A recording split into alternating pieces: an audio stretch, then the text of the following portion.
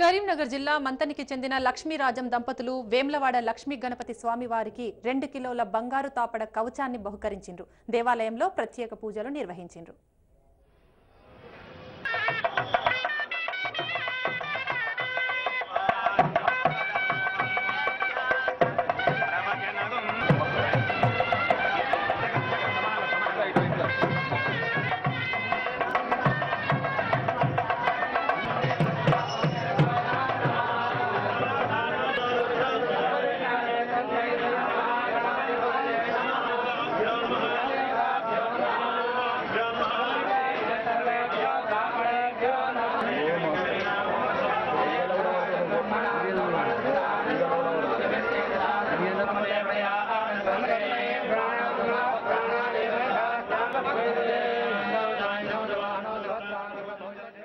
చిన్నప్పటి నుంచి కూడా మాకు అడుగడుగునా మేము ఈ దేవాలయానికి వచ్చేవాళ్ళం.